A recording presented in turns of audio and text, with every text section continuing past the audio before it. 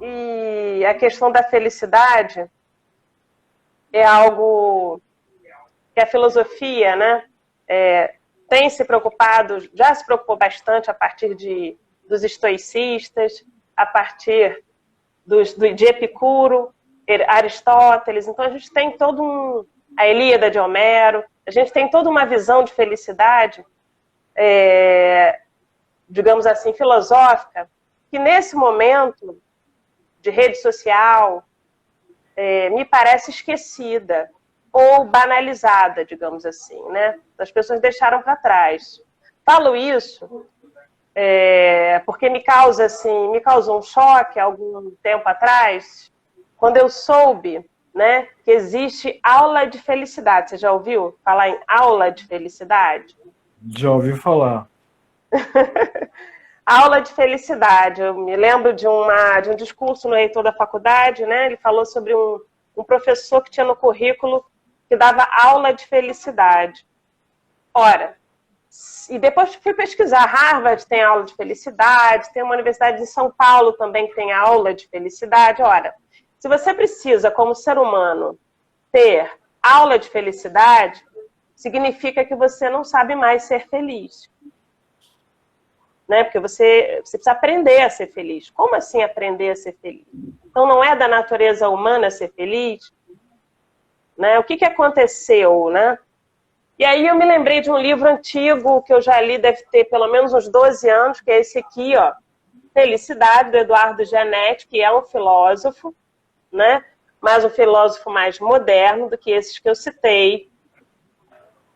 Gianetti aqui faz algo muito interessante, porque ele pega uma série de profissionais, cada um de uma área, e discute o que é a felicidade para cada um. Ele faz um fórum, e esse fórum é virtual. As pessoas fazem depoimentos por e-mail, ou pelo menos ele simula isso, e o livro é todo dessa forma, né? Uma discussão, um diálogo, um fórum sobre as concepções de felicidade de cada um, né? De cada membro. Então, assim, é algo que, na verdade, digamos assim, fica adormecido, né? Fica adormecido dentro do nosso íntimo, mas que a gente busca. E a gente não fala disso. A questão da aula de felicidade vem para a gente estudar. Mas como é que é? Né? Então, se eu me perdi do que é a felicidade, vou buscar como? Vou fazer uma aula de felicidade. Um curso de felicidade, o que é muito curioso. E o que é o curso de felicidade? Eu fui investigar. O curso de felicidade é justamente você começar a entender o sentido da vida. Né? Para que serve a vida? Para que serve a existência? Eu estou aqui para quê? Né? E muitos filósofos vão dizer, olha só, e eu também acredito nisso, né? Todos nós temos uma missão. Temos algo dentro da gente que a gente tem que colocar para fora. Né? A gente só coloca para fora quando a gente sabe fazer isso. E a gente pode fazer isso de diversas maneiras, tá? Agora eu vou jogar um pouquinho mais para o meu lado. Eu sou professora da área de língua portuguesa. No meu doutorado eu trabalhei com semântica, análise do discurso. Estudei um pouco da psicanálise, porque a teoria que eu estudei é uma teoria que tem um sujeito de base psicanalítica, um sujeito dividido, um sujeito que precisa reunir uma série de lugares que ele ocupa num lugar só, né? E então eu tenho lá uma professora que uma hora é professora, uma hora é mãe, outra hora é filha. É nesse sentido que é o sujeito dividido da psicanálise. E nisso eu tenho também os sentidos, né, que vão permear, que vão mudar em função desses lugares diferentes que o sujeito ocupa. Né? E que o sentido ocupa também. A análise do discurso é uma teoria da significação. É uma semântica chamada semântica do discurso. Não é mais a semântica da palavra, não é da frase, não é do texto, mas é do discurso. Né? E aí... estudando a semântica, o percurso da semântica, a área de semântica, o estudo do significado é um problema para a linguística, é algo que fica de fora do que um teórico da linguística que elaborou a língua como ciência, que é o Ferdinand de Saussure, né? Saussure estudou a língua, fundou a língua como ciência, como objeto de análise, mas ele excluiu o significado, porque ele disse, o significado é da ordem da fala, ele muda o tempo todo, é da parole. Então eu vou deixar de fora, eu não vou estudar. Daí outras pessoas vieram para produzir esses estudos, e nós hoje temos uma série de estudos que vão da palavra até o discurso, quando se trata de semântica. Tem estudos da conversa, da fala entre duas pessoas, né? Isso é estudar. Estudar o significado é estudar também o modo como o ser humano se coloca, né, dentro do mundo, porque ele é um ser, nós somos seres de linguagem. Nós somos seres que colocamos a nossa marca do mundo por algum meio. E a linguagem é um meio, né? Tem lá vários canais para isso acontecer. Ocorre que nós tínhamos, né, dando um pulo, digamos assim, para uma grande promessa de felicidade. É de onde parte o livro, esse livro aqui, ó, que eu comentei com vocês, né? A partir dos filósofos iluministas, né, mais para frente, havia uma promessa de felicidade baseada no progresso, uma promessa de felicidade baseada na ciência, né? Estamos aqui nesse presente, apesar dessa promessa, com as tecnologias, com o progresso científico, mas com uma farmácia a cada esquina, com pessoas procurando remédios, pílulas da felicidade para se manter na vida, com altos índices de suicídio, de pessoas que não veem mais sentido na vida e se matam. Nós tivemos, inclusive na faculdade em que eu trabalho, já pessoas que tentaram suicídio, que conseguiram se matar. Nós temos um dia, né, de combate ao suicídio, Setembro Amarelo, né? Um mês de combate ao suicídio. Há toda uma preocupação. O suicídio era uma pandemia antes da pandemia de Covid acontecer, né? Verdade. E quem se decide retirar da vida porque não se sente confortável nela, né? E o que gera a falta de conforto? Muito provavelmente, a dificuldade de colocar para fora aquilo que você tem como genuinamente seu, genuinamente produto da sua mão. O que o mundo fez, então, conosco, né? Pode falar, Alex, quer perguntar algo? A gente está numa fase muito serializada, né? Tudo muito igual, muito repetido. Você não pode ser original, né? A gente está vivendo aí um patrulhamento constante na comunicação, na linguagem, nas ideias, nas emoções. Então a mídia, a televisão, a escola, a política, a religião, fica o tempo todo reproduzindo gente igual, com padrões serializados, né? com ideias pasteurizadas, quadradas. E aí as pessoas, elas deixam... Na verdade, eu acho que elas nem deixam. Na verdade, eu acho que elas nem sabem, na maioria dos casos, o que são, quem são, para que são, onde estão. Elas vão repetindo. Uma das coisas que a gente até conversou antes dessa live, Fábio, é que a pandemia, uma vez que ela interrompeu todos os processos profissionais, escolares, né, todo aquele ritmo acelerado que a gente tinha, e confinou todo mundo dentro de casa, de repente você acorda de manhã e tem que se encontrar com você mesmo, né? Sem aquela rotina que você está acostumado. E sem aquilo tudo que você fazia, de 7 da manhã às 11 da noite, você é o quê? Você é o quê, na verdade? Quem que você é? E aí você se depara consigo, com a sua existência, com a existência de quem está do seu lado também, porque nós temos várias pessoas que acabaram se separando, decidindo ter um outro tipo de vida, por conta de que não via sentido naquele modelo, né? E só foi possível por conta de se estar mais tempo num espaço, de se compartilhar um espaço e não se perceber, ou mesmo, né? E não se perceber que valia a pena, né? Então, na verdade, a gente... Se já se fazia a leitura antes, como você mesmo está falando, de que a vida não tem significado e o cara tem que ir para um curso para recuperar a capacidade, resgatar o significado, com esse tempo de pandemia, né, e agora com essa explosão que a gente viu na televisão, a certeza da efemeridade da vida, né, da fragilidade da vida, essa questão de falta de significado, de tristeza, né, essa tristeza, essa depressão, ela se amplia ainda mais. Sim, os índices já eram altos, né? As pessoas já estavam se medicando, tomando. Uma vez eu saindo da faculdade, uma pesquisadora da Fiocruz me interpelou e perguntou se eu tomava algum remédio para dormir, né?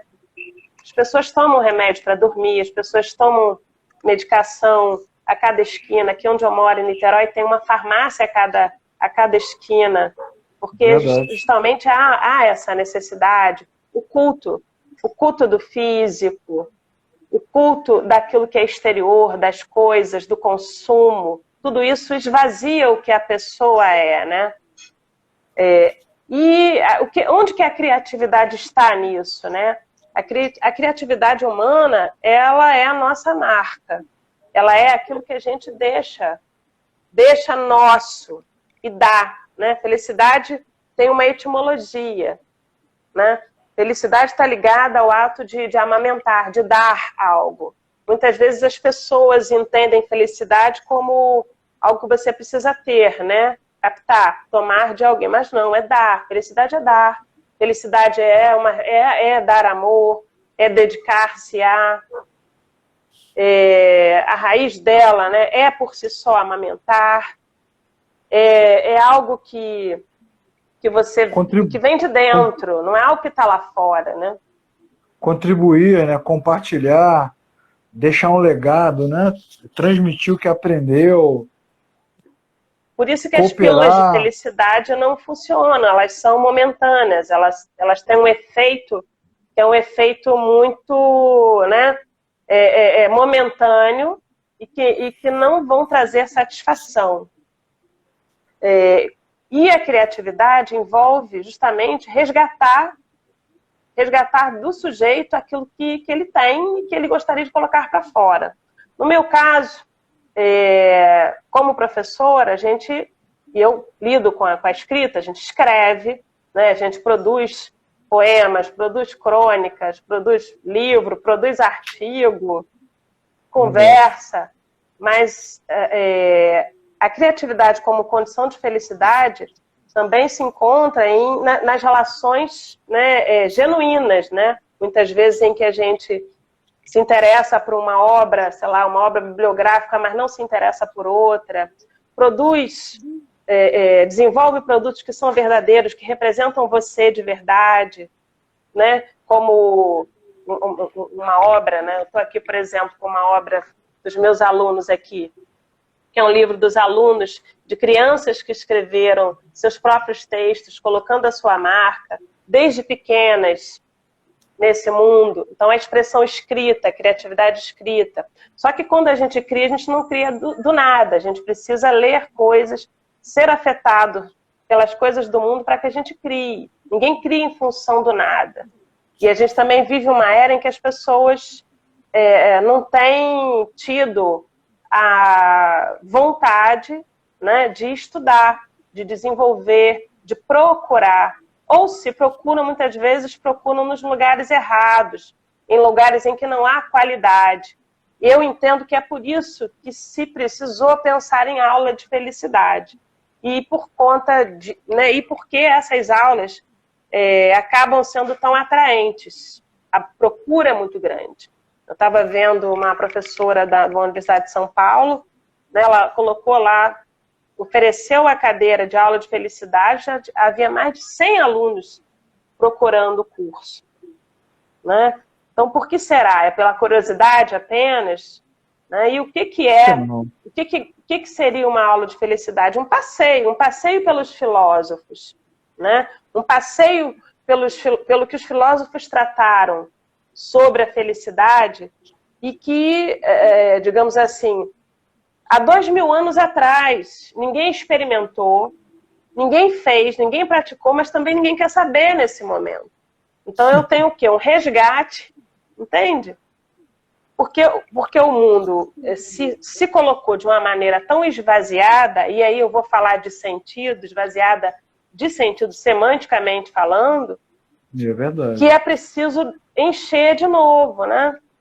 Tanto é que você, para definir o sujeito que não tem, o sujeito depressivo que não tem felicidade, você diz assim, olha, ele está, metaforicamente, você está um saco vazio, né? Você vai para um lado elevado, você não tem... Cadê você, né? Cadê o seu movimento original? Há também um medo, né, muito grande de se expor. Você aí falou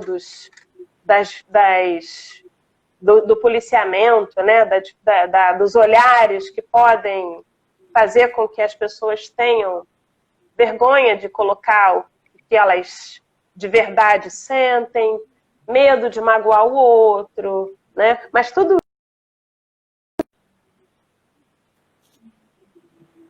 mais infelicidade para quem está fazendo, entende? Você congelou para mim. Voltou. Então, apesar do progresso científico, eu tenho hoje uma procura por aula de felicidade e eu tenho, né, defendo eu aqui a Fábia, a criatividade como possibilidade disso, né? Falo pela minha experiência como pessoa que sempre se interessou por autores como Machado de Assis, que é um contista maravilhoso, estudado no mundo todo, e que no Brasil, né, muita gente tem medo, porque ele é apresentado de maneira muito equivocada nas aulas de ensino médio, pelos professores, ou é apresentado só para se fazer um trabalho e ganhar nota, mas ele tem textos maravilhosos que nos fazem refletir sobre o ser humano. Eu costumo muito falar sobre um conto chamado A Igreja do Diabo, que é um conto alegórico, que ele pensou ali, que faz a gente pensar as contradições do ser humano, as dificuldades que o ser humano tem em relação, né, ao bem e ao mal, o que é positivo e o que é negativo na vida dele. E a literatura é um lugar em que a gente adquire conhecimento e também pode se tornar mais criativo por conta da bagagem que nos dá, né? Você gosta de Clarice Lispector, né? Você menciona Clarice, que é maravilhosa também, que é uma escritora que expõe para a gente toda uma mazela. Ela, inclusive, a felicidade dela é muito, muito genuína, inclusive no drama. Há felicidade no drama, eu vejo felicidade no drama também. Aquilo que é verdadeiro, né? Uma história bonita, como as histórias, inclusive, de drama que Clarice traz, né? De mulheres incríveis, também são formas de percebermos a vida. A vida, na sua forma genuína, deve ser observada, né? Eu acho que a noção que se tem, né, de que felicidade são só também sorrisos e não a vida, ou você observar a vida como ela se dá num determinado momento, né? Há um ideário de felicidade postado nas redes sociais, nas fotos, naquilo que se publica, que também afeta o próprio ser humano naquilo que ele vai encontrar como sendo a felicidade para ele. Entendeu? O que é a felicidade para... Ele acaba afetado. Você está falando da literatura, eu vou aproveitar então para fazer um recorte, né? Assim, porque para trabalhar com a imaginação, com a criatividade, a gente precisa de arte, né? Uma das coisas que tem influenciado essa geração pasteurizada, serializada, como diz a minha parceira Valéria, que entrou aqui agora na live, é exatamente essa pobreza, essa falta de contato com a arte. você vai lembrar de um livretinho que a gente estudou junto, que é um livro que eu sempre cito nas minhas lives, nas minhas aulas, do Paulo Freire, que é a importância do ato de ler. Do ato de ler, maravilhoso. Onde ele vai falar sobre isso. É impossível você entender uma obra literária ou desenvolver a sua capacidade de imaginação se você não tiver uma leitura da vida, do mundo, das coisas, né? As cores, os cheiros, os ruídos, os sons, né? E a arte possibilita isso, né? Então, seja ela literária, seja ela pictórica, né? Com isso é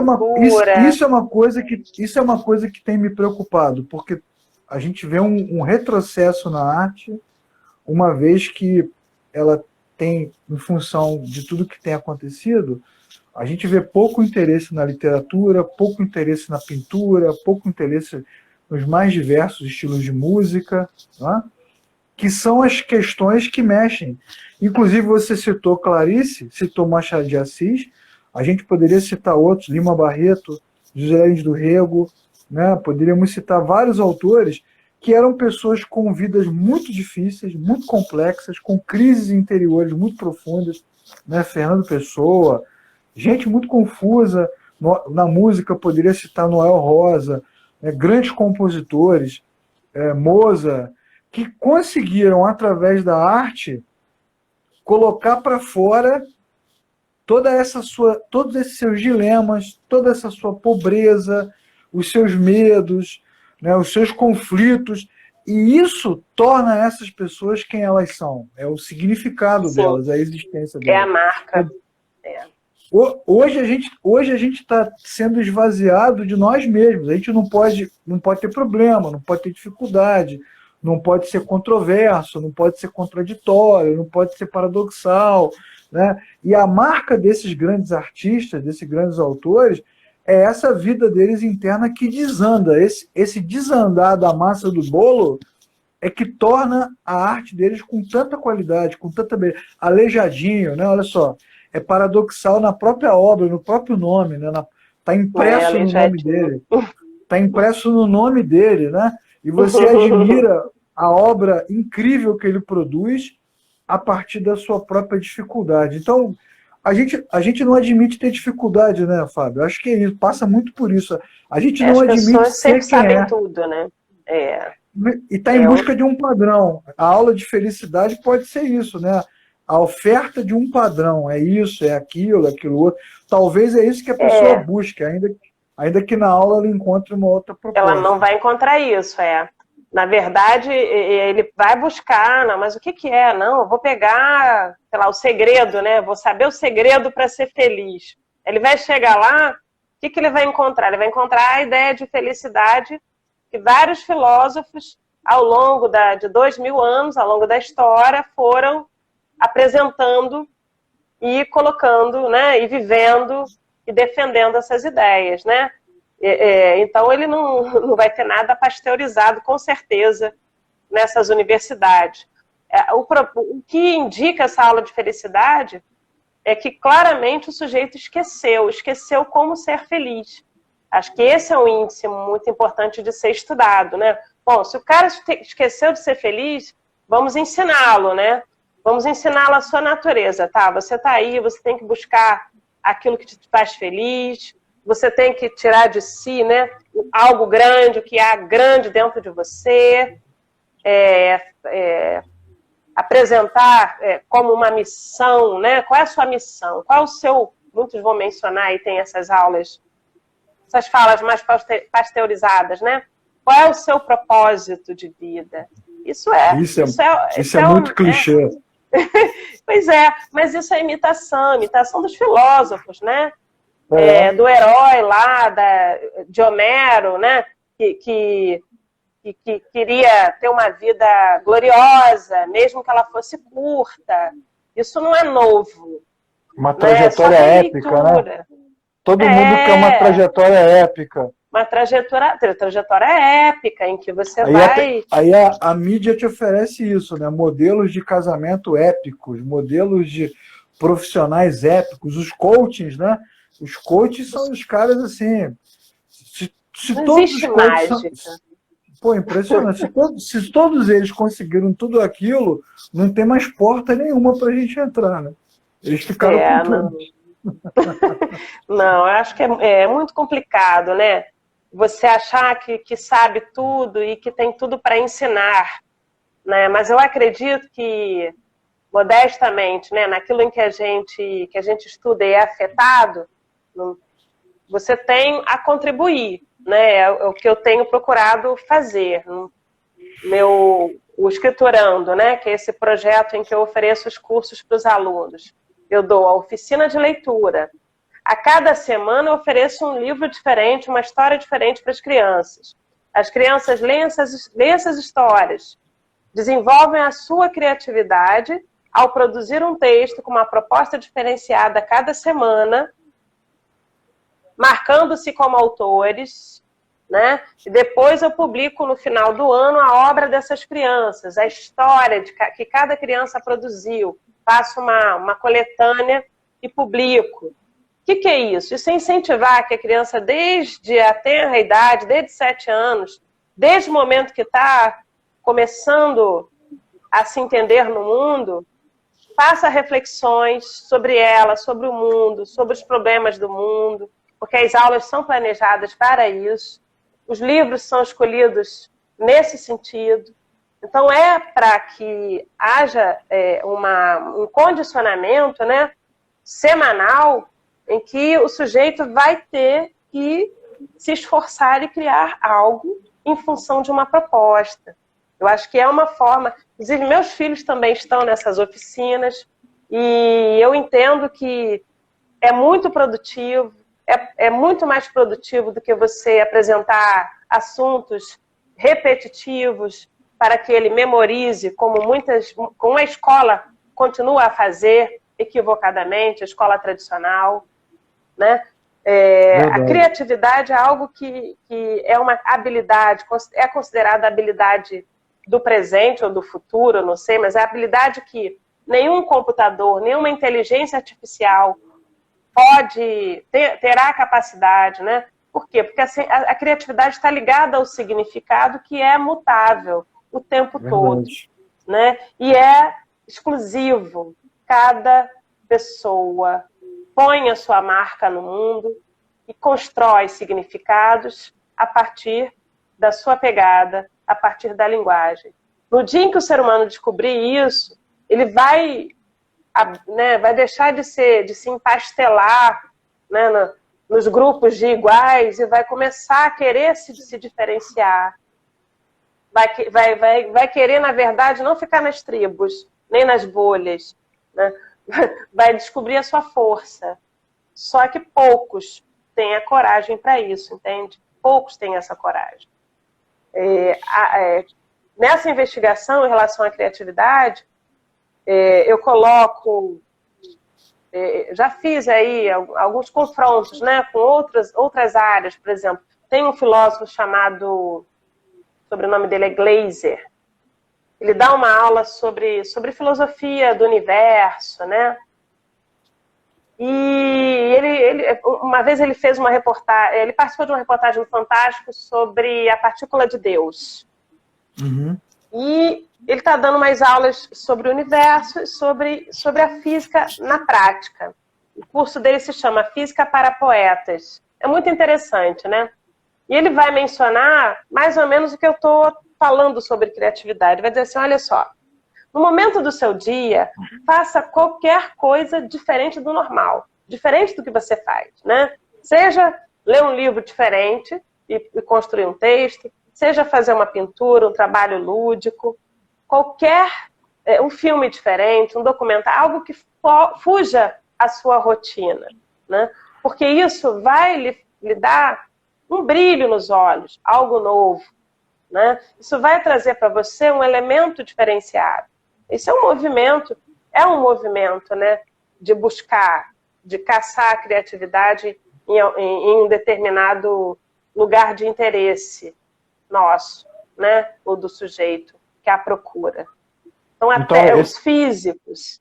Eu ia te perguntar isso agora, que a gente está indo aí para os últimos 10 minutos, ia te perguntar isso, assim, para o pessoal que está assistindo a live ao vivo e vai assistir o vídeo depois no canal, quais os caminhos que você aponta? Eu sei que a gente não tem resposta pronta para dar, mas a Não, gente pode apontar não alguns tem. caminhos. Então, eu ia te perguntar, quais os caminhos que você aponta, Fábio, para que as pessoas possam descobrir a sua própria essência, entrar pelo caminho da redescoberta do significado. Então, um caminho é esse que você está apontando agora, né? Mudar a rotina, fazer coisas diferentes. Mudar a rotina, começar a pensar, né?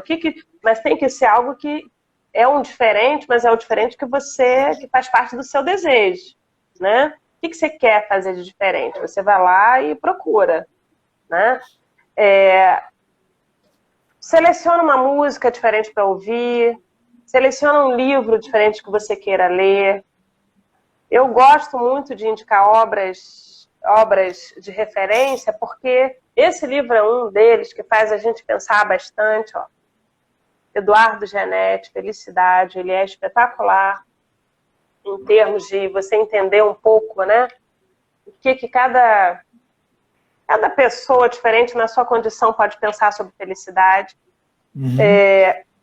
Então, fazer uma comida diferente, caminhar e pensar sobre seu sonho. Qual é o seu sonho? Você tem algum sonho que você não realizou e gostaria de realizar? Você está satisfeito? Não está? O que não te satisfaz? Começa a listar. Eu acho que é uma maneira de buscar o que você quer, né? A felicidade é a gente conseguir entender o que a gente quer e realizar, né? Mesmo que seja uma parte, né? Se a gente estiver caminhando em função de realizar, a gente já vai se sentir melhor. A felicidade baseada em efeitos, né? Medicação, baseada na compra, no consumo, é sempre felicidade provisória. A felicidade é algo que não se tem o tempo todo também. Ela não é permanente. Não é legal pegar um cartão platina, black, lá no shopping, torrar tudo? Não dá maior alegria? Você vai comprar tudo e aí o seu coração vai continuar vazio. Se você quer, vai comprar tudo e o coração vai continuar vazio. A felicidade é algo que vem da alma. E ela está intrinsecamente ligada à sua criatividade, ao seu eu, ao que você é como pessoa. Você entrou num ponto legal, agora que daria outra live, né? O que você chama de alma? A alma é aquilo que te move, é aquilo que você vai dizer assim, isso aqui é a minha pegada, né? É aquilo que eu quero pôr no mundo, é aquilo que me representa. Né? Eu ouvi de uma amiga assim, você é amor, né? Olha que bonito, na minha alma, né? Eu me dou para os amigos. Você ter relações genuínas, né? É algo que traz felicidade. Genuínas de verdade, né? E realmente sentir, estar por inteiro em todas as relações que você está na vida, você está por inteiro. É algo positivo. Aí, para isso, a gente teria que ter uma concepção de um mundo mais lenta, né? Que é outro problema da pós-modernidade. A nossa vida é apressada, né? Como é que você está por inteiro em casa, por inteiro no trabalho, por inteiro na faculdade, por inteiro... É difícil, Fábio. Eu trabalho assim, eu fico muito cansada, mas eu acabo assim, fico exaurida realmente, confesso. Mas uma vez ouvi de um aluno assim, professora, nossa, sua aula de português para engenheiros, de leitura e produção de textos. Professora, você é a única professora que fala alguma coisa para mim e que eu percebo que você acredita no que você fala. Olha só que frase, né? Eu falei, mas eu não esqueço dessa frase. Por que só eu acredito, né? Porque eu estou ali e eu falei acreditando no que eu estou ensinando e na verdade daquilo que eu estou ensinando e acredito que aquilo funciona para o aluno também, né? Em relação à interpretação, não sei mais o que era, duplo sentido, ambiguidade, efeitos do texto, é o que a gente faz em leitura e E, produção de textos. e esse feedback que ela te deu, essa resposta que ela te deu, gerou em você felicidade, certo? Gerou um feedback de que, bom, realmente eu estou aqui de verdade, entende? E eu sei quando muita gente, né, trabalha sem estar, ou vive sem estar, né, se empurra com a barriga. É algo que não traz nenhuma felicidade e que acaba também prejudicando todo o ambiente, né? Então, se a Mas gente fosse tentar resumir o tema da nossa live, que é impossível, né? Mas assim, talvez o nosso primeiro esforço, nossa primeira tarefa dessa semana aí para realizar em agosto, seja estar presente onde nós estamos, inteiramente. inteiro, né? Já é um passo para... E a pandemia eu acho que facilitou, né? Porque as pessoas foram obrigadas a Ou não, né? estar. Ou se ausentar. Ou revelou o quanto elas não estavam, né? De jeito nenhum, né? De jeito nenhum, e tiveram que lidar com isso. Sim, A sem vida, dúvida. a vida nesse tempo, de um tempo para cá, né? A nossa vida, quando a gente estudava junto, nos anos 90, era mais lenta do que é agora. O tempo, Muito o mais. tempo, o tempo ele vem se apressando, né? A impressão que eu tenho, às vezes, eu posso estar até exagerando, mas a impressão que eu tenho, às vezes, é que é um grande teatro, sabe? Todo mundo cumprindo papéis, né? E o dia da pessoa parece isso aqui, ato número 1, ato número 2, ato número 3. O cara vai trocando de roupa, vai mudando o cenário, e ele vai representando aquele papel, e aí me lembra até aquela música antiga do Antônio Marcos, né? Quem é o palhaço por trás da maquiagem? A gente não sabe. E a gente não sabe. E eu acho que muito dessa crise existencial, a busca pela medicação, pela terapia, pela psicanálise, Pelas plásticas. pelas plásticas, pelo consumo, pela aula de felicidade, é a gente tentando arrancar a maquiagem, cara, que não sai. Que não sai, sai. porque aí você não sabe nem quem você é, né? O que você pensa sobre o governo, sobre a política, sobre o Covid? O que você realmente pensa? Não o que você ouviu e que você está reproduzindo, né? O que a gente pensa sobre as coisas? Isso, eu me lembro de um. Para pensar é preciso ter informação. Eu acho que é uma crise também de informação. Tudo muito raso. Lembrei de uma aula que a gente teve junto, não sei se você estava nessa aula, provavelmente você estava, que tinha um cara da nossa turma, isso tem mais de 20 anos, né? Que ele, todo comentário que ele fazia, ele citava alguém. Você lembra do André? André, lembro. Então, todo comentário que o cara fazia, ele citava o autor. Porque de acordo com não sei quem, de acordo com não sei que lá, fulano na Folha de São Paulo, aí um dia o André ficou irritado. Cadê a autoria? Cara, você não tem opinião própria, não. O que você pensa? O André ficou irritado, começou a brigar com o cara. O que você pensa? E quando você navega pelo Instagram, pelo Facebook, pelo LinkedIn também, né, que já foi LinkedIn, hoje está virando outra coisa, né? O que você mais vê são pessoas replicando outras pessoas e você não vê consistência. E lembra mesmo o que você falou, as obras mitológicas, né? Onde o rei contrata um escritor para descrever epicamente uma coisa que foi comum. Né? Uma batalha que foi comum, com uma descrição assim, antológica. Faz toda uma construção, né, para virar algo grande, mas que, na verdade... Isso. A nossa vida não tem nada disso, ela é mais comum do que a falta de pesquisa também. Acho também que o desvalor que se tem daquilo que foi construído na era clássica, o desvalor que se dá às obras de arte mesmo em si, literárias, a cultura... Isso também faz com que tudo fique pasteurizado, algo que não seria arte acaba sendo também, não, uma espécie de degradação muito grande. isso tudo provoca aquilo que até você comentou, né? Uma espécie de esterilização do sujeito. Ele está ali, está estéril, e essa esterilização é que provoca a infelicidade e o esvaziamento, né? Então, onde é que está a felicidade? Encher. Foi o que você falou, isso. Né? Encher o outro, Como é que eu vou insuflar? Eu vou encher lendo boas histórias, histórias que inspirem. Eu vou encher me informando em fontes confiáveis de informação. Não dá para ser qualquer fonte, né? Tem que ser fonte confiável. A opinião. Você quer dar opinião também, mas você falou do André na época em que a gente estudou, né? Que falava citando várias pessoas. Não, o André não citava. O André foi o que brigou com o cara que citava. Que brigou com o cara que... Exatamente.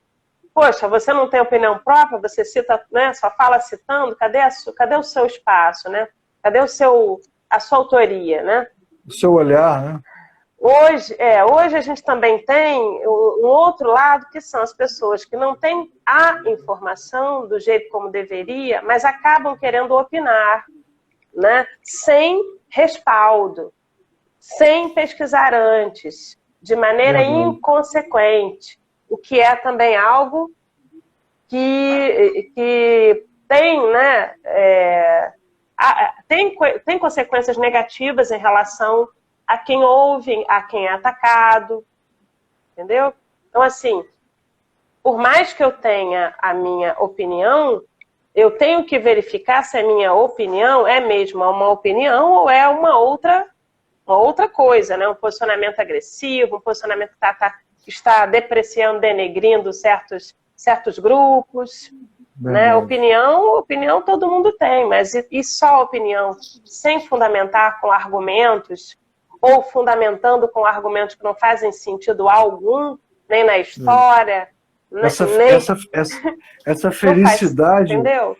Essa banalização da opinião, é isso que eu quero dizer. Essa felicidade que se constrói com a dor do outro, né? Com a derrota do outro, com a tristeza do outro, com a exposição do outro, é uma falsa felicidade, né? É um equívoco. A verdadeira felicidade está na coletividade, está no grupo. Tá em você levar todo mundo junto com você para o sucesso. Isso é felicidade. Legal. Né? Isso não tem nada a ver com comunismo. Isso tem a ver com fraternidade universal. Né? Com o universo, conspirando para todo mundo ter sucesso. Para todo mundo poder ter um mundo sem poluição. Um mundo limpo, né? Sem explosões, como essa explosão que houve em Beirute, aí do porto, que matou um monte de gente, né? Verdade. Sem pandemia, quando a gente também banaliza a relação com os animais, essa troca entre ser humano e animal, que provoca surgimento de novos vírus, que já se cogitava, a ciência já havia falado sobre a possibilidade de surgimento de vírus novos em função da gente lidar com esses animais, né? Ou comer, ou lidar, ou traficar esses animais. Ou mexer no ecossistema sem um olhar mais sustentável, né? Fábia, então, assim, Fábia, a gente tem tanto para aprender com você, precisa de mais umas 18 lives para conversar e desdobrar os temas. Você tem muito para nos ensinar. E é um papo eu tão agradável. Eu estou aprendendo aqui. Aprendi a lidar com a tecnologia.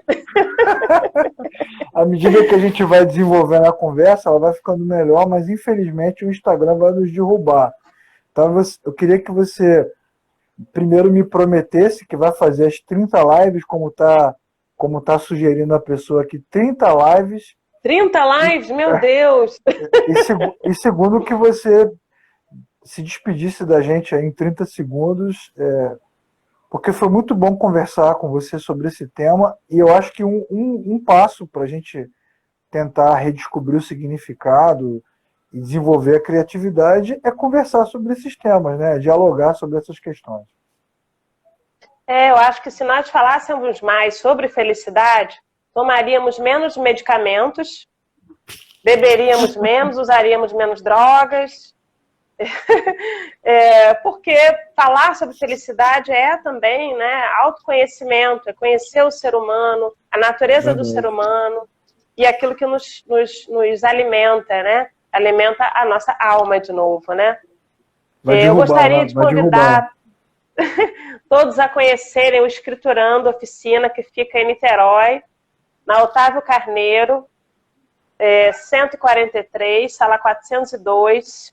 Nós estamos com vários cursos novos. Um dos cursos é o curso de felicidade. É o curso de felicidade.